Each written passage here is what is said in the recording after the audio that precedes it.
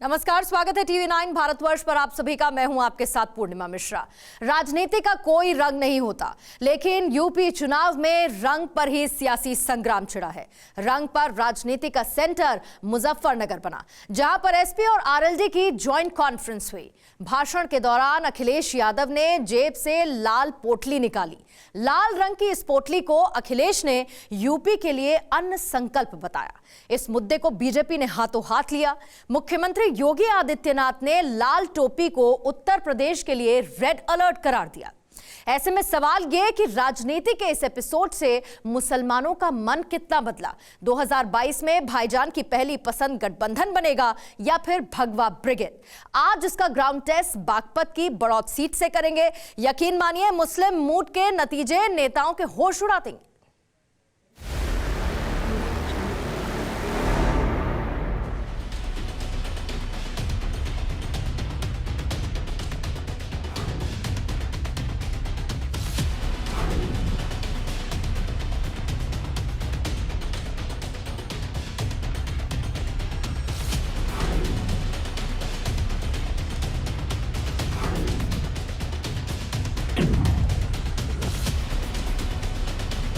सब करियो कि हमें तो योगी को जाएगा। आप अखिलेश को? हाँ बिल्कुल तो देता है, पहले से अखिलेश को देंगे। हिंदू ही बुरा है, न मुसलमान बुरा है। आज आए बुराई पता इंसान बुरा है। रौबदार रुतबे वाली जुबान, तल्ख लेकिन तजुर्बेदार लहजा। उत्तर प्रदेश के बागपत का ऐसा ही बेबाक मिजाज है। बागपत किसानों की मसीहा कही जाने वाले पूर्व प्रधानमंत्री चौधरी चरण सिंह की कर्म भूमि है। जाट मुसलमान किसानों को एक मंच पर लाकर यहीं से चौधरी चरण सिंह ने चुनाव जीतकर देश के प्रधानमंत्री की कुर्सी संभाली थी।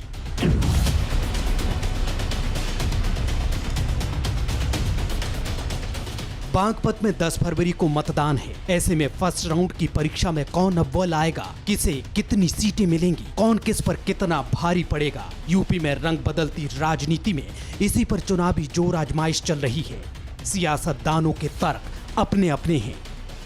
मैं जेब में एक पोटली लेके चलता हूँ, लाल टोपी और लाल पोटली। ये अन्नदाता के पक्ष में हराने के लिए, उन्हें भगाने के लिए अन्न संकल्प लेकर के चलता हूँ। इनकी टोपी रेड अलर्ट है, सुरक्षा के लिए भी, समृद्धि के लिए भी, खुशहाली के लिए भी खतरनाक है।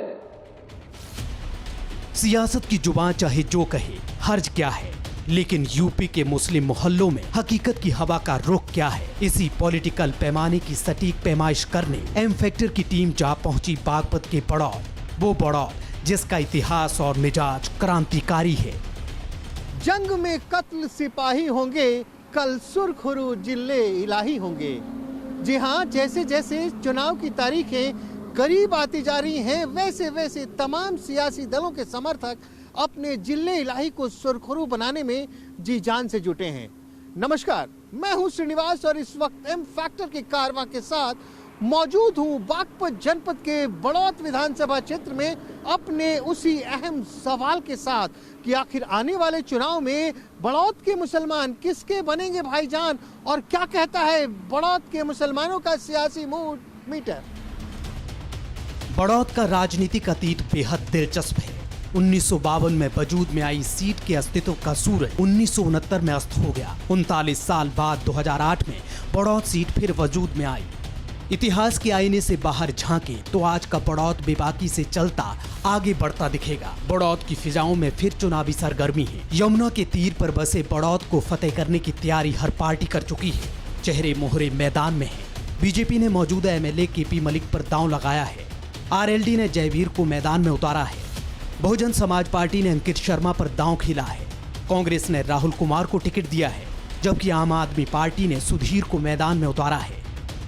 यूपी की सियासी जमीन पर भागम भाग का ज्वार है। जिन्ना और पाकिस्तान जैसे मुद्दों की गूंज है। लाल अलर्ट से लेकर भगवा लहर के चुनावी चर्चे हैं। ऐसे में बड़ौत या भाईजान 10 फरवरी को किसके कदरदान बनेंगे और क्यों, इसका जवाब उस फूस वाली मस्जिद पर मिला जिससे निकला पैगाम मुस्लिम टोलू में खासी अहमियत रखता है। बड़ौत में फूस वाली मस्जिद के पास मौजूद हैं। अपने उसी सवाल के साथ सवाल तो मालूम है, पूछते हैं कुछ लोग यहाँ पे, क्या लग रहा है माहौल? माहौल तो देखो सभी अपनी अपनी कर रहे हैं। लेकिन हमें तो भाजपा का लग रहा, पुणे भाजपा में। नहीं, आपको क्या लग रहा है, आप किसे चाहते हैं? मैं तो भाजपा को चाहता हूँ। वकार साहब भाजपा को चाहते हैं जी। ऐसा क्यों लग रहा है आपको? मुझे ऐसा इसलिए लगता है, देखिए एक तो राशन गरीबों को मिल रहा है। आप इतने गरीब तो है नहीं कि नहीं, आपको मैं तो राशन नहीं गरीब हूँ, लेकिन मुझे जो है जब 2012 में 13 में दंगा हुआ, अब आज आप ये देखिए भाजपा की सरकार है, आज कोई आदमी सड़क पे बेकार में कोई दंगा या प्रदर्शन नहीं कर सकता। वहाँ जब दंगा हुआ 2013 में, अखिलेश की सरकार थी, पूरा प्रशासन उनके हाथ में था। अब वो गांव-गांव में उन्होंने दंगा फैलवाया, क्यों मीटिंगें होने दी उन्होंने? उसका नुकसान किससे हुआ? मुस्लिम को ही तो हुआ। लेकिन यहाँ तो एक अलग पर्सपेक्टिव है। लोग कह रहे हैं कि मुसलमान तो भाजपा को चाहते ही नहीं। आप वकार साहब, फूस वाली मस्जिद इस इलाके का, इस पूरे 2-3 जिले की सबसे बड़ी मस्जिद, वहाँ खड़े हैं और आप वकार साहब हो कह रहे हैं मुझे भाजपा अच्छी लग रही है। नहीं तो हमें क्या दिक्कत है भाजपा से? क्राइम खत्म हो गया। ये मुद्दे होते हैं क्या? ये सब तो मुद्दे होते क्यों नहीं होते? हमारे यहाँ पहले कितना क्राइम था। अब लोग रात को आओ, कहीं भी जाओ, सड़कें बन गई। हुआ है विकास। 450 रुपए का सिलेंडर था, 980 रुपए का हो गया सर। 65 रुपए लीटर पेट्रोल था, 100 रुपए लीटर हो गया सर। विकास क्यों नहीं हुआ? विकास तो बहुत हुआ है सर। परिवर्तन है जी। अब ये 2022 के आने वाले इलेक्शन में पश्चिमी उत्तर प्रदेश में राष्ट्रीय लोकदल आने वाला है और गठबंधन की सरकार है। यहाँ हैंडपंप चलेगा जी, दबा के चलेगा जी हैंडपंप। मुस्लिम बिरादरों की नजर निजामते यूपी पर हमेशा रही। मुगल बादशाहों की बादशाहत हो, फिरंगी राज हो, बड़ौत ने सब देखा। 1778 में बड़ौत पर बेगम समरू की हुकूमत चलती थी। कहा जाता है कि बड़ौत कोतवाली में बेगम समरू की अदालत लगती थी। कई मुसलमान बिरादर बेगम साहिबा के संतरी मंत्री थे, जिनकी रजामंदी और रायशुमारी से ही हर मुद्दे का निपटारा होता था।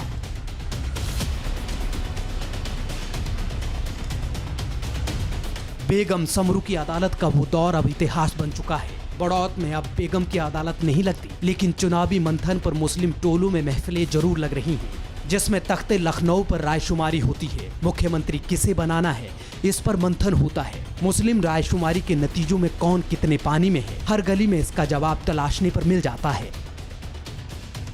नहीं, सरकार तो हमारे पास में इस टाइम जो गवर्नमेंट है वो हिंदू मुस्लिम पे, जातिवाद पे, इसमें ही सारी वोट मांग रही है। तो अभी तो सरकार क्या सब कोई, तो आप किस मुद्दे? नहीं, मैं एक एजुकेटेड पर्सन हूँ और एक एजुकेटेड पर्सन इन चीजों को अगर देखने लगा कि वो हिंदू मुसलमान है या कुछ में नहीं, वोट देंगे ना, वोट उसे देंगे ना जो हमारे लिए सही काम करता हो। मुझे इससे कोई प्रॉब्लम नहीं। मुझे ना तो योगी से प्रॉब्लम है, ना मुझे मोदी से प्रॉब्लम है, ना मुझे अखिलेश से प्रॉब्लम है। मुझे तो इस सिस्टम से ही प्रॉब्लम है पूरे से, जो सिर्फ हमें जात पात में बांट रहा है। बताइए मुझे, माहौल बताइए क्या है? नहीं, माहौल तो यहाँ पे कांटे की टक्कर है, यहाँ पे बहुत अच्छी तरीके से है और बिल्कुल क्योंकि डिवाइड हो चुका है। तो है ना, एक तरफ से वो हमारे पास में यहाँ पे केपी मलिक सी बहुत अच्छे कैंडिडेट है। डिवाइड हो चुका है भाई यही है कि यहाँ पर है ना, एक तरफ मुस्लिम और जाट का एक समीकरण बन रहा है, दूसरी तरफ हमारे पास में जो दूसरे हैं वो दूसरी साइड आ रहे हैं। तो जाट मुसलमान एक साथ आ रहे हैं? हाँ, यहाँ पे 2013 के बाद तो दोनों दो तरफ हो गए थे। देखो सर, हर कोई ना पार्टीशन है, क्योंकि जब तक आप डिवाइड नहीं करोगे रूल कर ही नहीं सकते। 3 विधानसभा वाले बागपत की हॉट सीट है बड़ौत। मुसलमानों के साथ यहाँ जाट मतदाता हार जीत के समीकरण तय करते आए हैं। ऐसा इसलिए क्योंकि बड़ौत में मुस्लिम मतदाता 45,000 के करीब हैं, जाट वोटर्स 80,000 के आसपास हैं, कश्यप 30,000, दलित 25,000, वैश्य 20,000, गुर्जर 18,000 और राजपूत वोटर करीब 12,000 हैं। बागपत के बड़ौत की सीमा मुजफ्फरनगर से सटी है। 2013 में मुजफ्फरनगर के माथे दंगों के दाग लगे, तब सामाजिक ताना बाना ऐसा टूटा कि जाट मुस्लिम अलग हो गए, जिसका असर चुनाव नतीजों पर भी दिखा था। 2012 में जब यहाँ पहली बार चुनाव हुए तो बड़ौत सीट पर बहुजन समाज पार्टी बड़े मार्जिन से जीती। 5 साल बाद बड़ौत का सियासी मिजाज फिर बदला। मोदी लहर में पहली बार 2017 में बीजेपी कैंडिडेट केपी मलिक जीते। बीजेपी ने बड़ौत में कमल खिलाने का जिम्मा इस बार भी मौजूदा विधायक केपी मलिक को सौंपा है। ऐसे में बड़ा सवाल ये था कि क्या मुसलमान जाटों के साथ एक मंच पर आएंगे, साथ आएंगे तो 10 फरवरी को ईवीएम पर कौन सा बटन दबाएंगे और क्यों। इस वक्त हम बड़ौत के मोहल्ला पुरियान इलाके में पहुंच चुके हैं। अल्पसंख्यकों का इलाका है। वही जानना चाह रहे थे कि आखिर यहाँ के अल्पसंख्यकों का सियासी मिजाज भी कैसा है। तो अब आप आरएलडी की तरफ जाएंगे या कहीं और रुख कर लेंगे? हम तो जी पहले मलिक की तरफ से थे, अब भी गई है जी। विधायक साहब भाजपा वाले? हाँ जी। तो आपको योगी बाबा पसंद है? हाँ, बहुत पसंद है जी। योगी कठोर है जी, नारियल की डाल अंदर से बिल्कुल नरम है। अच्छा, हाँ जी। ऊपर से नारियल, हाँ नारियल है जी ऊपर से, और नीचे से एकदम मुलायम। बिल्कुल बहुत बढ़िया जी, है बहुत बढ़िया। तो इन लड़कों का क्या होगा, नए लड़के अखिलेश और जयंत? जो उनकी किस्मत में होगा जी वो हो जाएगा। अरे वो इसमें तो कौन सा कह मार रहे के हैं, वो रहेगी? तो कह रहे हैं कि सारे मुसलमान हमारे साथ हैं आपके। अजी नो कह रहे हैं सब आदमी तो तरफ है थोड़ी, एक वो है जी। आपको ठंड लग रही है, मुझे लग रहा है। अजी नहीं ठंड नहीं, कोई बात नहीं। चाय पिलानी पड़ेगी तभी आप सही बात बताओ। चाय तो पिला रखी जी मोदी ने, मोदी जी ने चाय पिला रखी है। और जी चाय भी पिला रखी, नाच भी खा रहा, तो सब सामान दे रहा जी, उसमें दिक्कत है। नमक भी दे रहे जी। नमक खिला दिया? हाँ जी, नमक हलाली करनी पड़ेगी। जरूर करेंगे जी।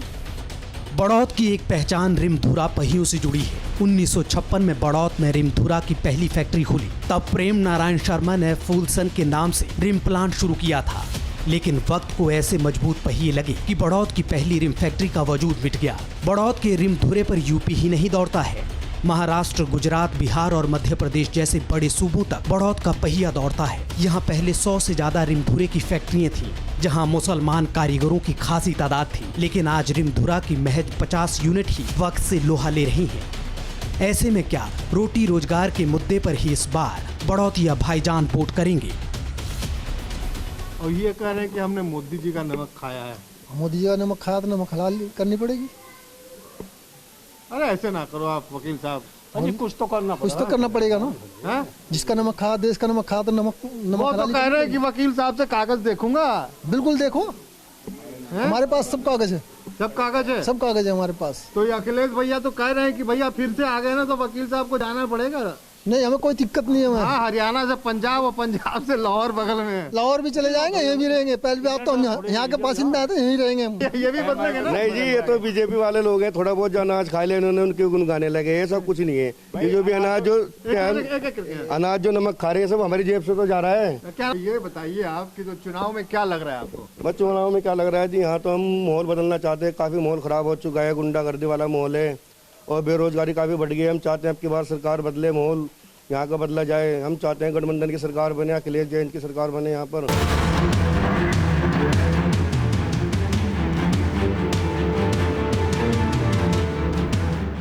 एक वो भी दौर था जब बागपत कांग्रेस का गढ़ हुआ करता था, लेकिन 1977 में इस सीट पर सारे समीकरण तब बदले जब चौधरी चरण सिंह को भारतीय लोकदल ने मैदान में उतारा। पहली बार चौधरी चरण सिंह ने भारतीय लोकदल को यहाँ बड़ी जीत दिलाई, लेकिन इस बार जंग विधानसभा की है। छोटे चौधरी जयंत अखिलेश के साथ यूपी फतेह करने निकले हैं। ऐसे में मुसलमान बड़ौत में किसकी चौधराहट इस बार कायम करेंगे? ये बताओ डॉक्टर साहब, क्या माहौल चल रहा है, सच बताना। सर हम तो जयंत सर के साथ हैं। नहीं, आप तो जयंत के साथ हो, लेकिन ये जो बातें हो रही हैं बार बार 80-20 की बात हो जाती है, कभी जिन्ना पाकिस्तान की बात हो जाती है, तो क्या लगता है कि ये ध्रुवीकरण चलेगा क्या यहाँ? सब खत्म हो जाएगा जी, जब वोट खुलेगी ना जब पता चलेगा। अभी क्या लग रहा है बिना खुले हुए बंद डब्बे में? क्या लग रहा है जयंत की तरफ है। तो क्यों चलेंगे जयंत? क्यों चलेगा? हमने न नमक खाया, ना हमने अनाज खाया, ना हमने घी खाया, ना हमने तेल खाया इनका। और जिनने खाया उनने, उनका वो जानेंगे खुद को, जो खाया वो अपना आप सुनते ही जानेंगे। ना हमने खाया, ना हमें, हमारे पास राशन कार्ड है, ना हमारे पास कुछ है। हम तो कमाते हैं, खाते हैं। हम मोदी का नहीं खाते, अपना खाते हैं, अपनी मेहनत करते हैं, खाते हैं। हम मोदी का नहीं खाते। तो ये बताओ, अब चलो आपकी बात होगी, बड़ौत का माहौल बताओ। बड़ौत का माहौल बहुत बढ़िया है, अखिलेश का और जयंत का है। वो हिंदू और मुसलमान में फर्क नहीं, कुछ नहीं है। यही तो चल रहा है। हाँ, नहीं चल रहा है। हिंदू ही बुरा है, ना मुसलमान बुरा है। आज आए बुराई पता इंसान बुरा है। क्या बात, क्या बात। अखिलेश जयंत बढ़िया आदमी है। बागपत का सियासी मिजाज हर बार बदलता रहता है। चंद सालों का सियासी समीकरण देखें तो यहाँ के मुसलमान हर बार सियासतदानों को चौंकाते आए हैं। 2017 विधानसभा चुनाव में बागपत की 2 सीट बीजेपी ने जीती थी, 1 सीट राष्ट्रीय लोकदल के खाते में गई थी। 2017 से 5 साल पीछे चले तो बागपत में बीजेपी का खाता तक नहीं खुला था। 2012 विधानसभा चुनाव में 2 सीट बहुजन समाज पार्टी ने जीती, 1 सीट राष्ट्रीय लोकदल के खाते में गई थी। ऐसे में इस बार भी बड़ौतिया भाईजान किसे सरप्राइज करने वाले हैं? कॉलेज में पढ़ता हूँ। इस्लामी तालीम तो हमारी दारुल उलूम। हाँ, दारुल उलूम की नहीं है हमारी, वहाँ कॉलेज है ना। अच्छा, सरकारी कॉलेज है? हाँ, सरकारी कॉलेज है। योगी जी वाले कॉलेज में पढ़ते हो? जी बिल्कुल पढ़ते हैं। योगी ने ही कॉलेज बनाया। अच्छा, वो कॉलेज योगी ने बनाया? हाँ जी। अरे नहीं, पुरानी होगी। नहीं, ये तो योगी सरकार आएगी अब की बार, देख लेना तुम। ये जितने रालोद वाले कह रहे हैं रालोद कुछ नहीं आना, रालोद योगी आवेगा। योगी बाबा अच्छे लग रहे हैं? बिल्कुल। यार ऐसा कह रहे हैं लोग, कुछ खा पी लिए क्या? क्यों खा पी लिए? कह रहे हैं कि मुसलमान तो वही बोल रहे हैं। मुसलमान नहीं, जिन्हें कुछ मिल गया। जिन्हें कुछ मिल गया वो तो बोलने का ही नहीं। अच्छा, बताओ लेने के जुगाड़ में हो गया? क्यों लेने के जुगाड़ में, जब बिना बोल रहे हम तो। अब नु बताओ, अगर मिल गया तो फिर कितना बोल लेंगे? हाँ यही तो, अगर टिकट अगर दे दिया तो फिर कितना बोल लेंगे? सादगी भरे बड़ौत के गांव में आज भी बैलों के गले में बंधे घुंघरू और चिड़ियों की चहचहाहट से दिन का उजाला होता है। सियासी ताने बाने को बड़ौत के भाईजान अच्छे से समझते हैं। बड़ौत की एक पहचान यहाँ के कपड़ा कारोबार से जुड़ी है। खेकड़ा कस्बा कपड़ा उद्योग का बड़ा हब है। राजनीति जितने मर्जी खेल दिखा ले, लेकिन खेलों में माहिर ये शहर कभी असल मुद्दों से नहीं भटकता। शूटिंग में दादी प्रकाशी तोमर और चंद्रो तोमर ने बागपत की अलग पहचान बनाई। ऐसे में ये जानना भी जरूरी था कि बड़ौत की खातूनें किसकी जीत पर निशाना लगाएंगी।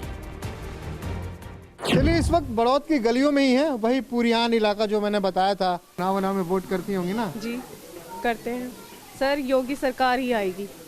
तो योगी क्यों अच्छा लग रहा है भाई? सर 50 साल से, मेरी पैदाइश से पहले हमारा मकान चूता था सर, और सर सरकार ने पैसे दिए, हमारा मकान बनाया, और सरकार ने बहुत कुछ दिया है सर।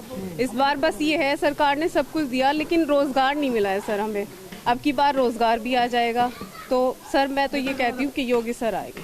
मैं वोट देनी है अखिलेश को ही। लीजिए, ये योगी कह रहे हैं, आप अखिलेश? जी, हमें अपने मन का वो है, इन्हें अपने मन का वो है। हम अखिलेश को देता है, पहले से अखिलेश को देंगे। तो आपके यहाँ अखिलेश का, आपके यहाँ तो जयंत हैं। हाँ, कोई बात नहीं है, हमारे लिए बहुत सहायता करते हैं। हाँ। पहले से ही कर रहे हैं और अब भी करेंगे। तो ये तो कह रही कि हमें 2.5 लाख मिला मकान। तो हमें तो नहीं मिला, हमें इस वास्ते क्या मतलब, हमारे घर सब कड़ियों के हमें किसी को नहीं मिला। जाएगा। आप अखिलेश को? हाँ बिल्कुल अखिलेश। लेकिन लोकतंत्र की क्या खूबसूरती है यार, एक ही गली के एक ही कोने पे आमने सामने रहती हैं दोनों। ये कह रही है कि मेरा वोट योगी को, और ये कह रही है इनको पैसा मिल गया, हमें नहीं मिला। तो पैसे पे वोट देंगे? और क्या, तो पैसे पे चल रहे वोट देने के लिए, हम पैसे पे नहीं चल रहे। तो हम पैसे के लिए वोट नहीं देते जी। आपको भी पैसे मिल गए? नहीं, हमें नहीं, हमें जरूरत ही नहीं है पैसे की। हमें तो जरूरत नहीं जी पैसे की, हमें तो अखिलेश की जरूरत है। अखिलेश की जिताने की जरूरत है, वे जीतेंगे अब की बार। इनका अख्तियार है, हमें तो सिर्फ अखिलेश ही पसंद है। देखो, तेल लोग सब्जियों में डालना भूल चुके हैं। तेल कम खानी चाहिए, तेल कम खानी चाहिए। तेल नहीं, मुसलमान तो लोग तेल से ही सब्जी बनती है। देखो, सबसे ज्यादा तेल पे वो हो रही है, लोग तेल डालना सब्जी में भूल गए हैं। महंगाई दुनिया भर से ज्यादा कर दी है इन्होंने। अच्छा, महंगाई मुद्दा है? हाँ जी, महंगाई भी हो है और बेरोजगारी इतनी हो रही है। लोग तो कह रहे हैं कि मजहब का मामला चल रहा है। नहीं, मजहब का मामला नहीं। तो आज के इस एपिसोड को यहीं विराम देते हैं। अगले एपिसोड में फिर कहीं और मुलाकात होगी। ये लोकतंत्र की खूबसूरती है। बने रहिए हमारे साथ।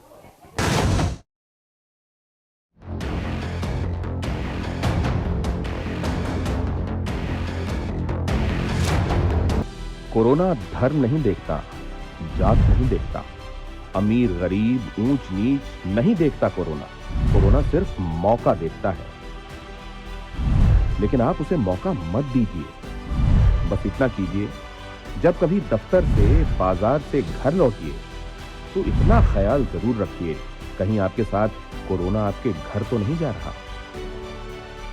भूलिए मत, कोरोना अभी जिंदा है।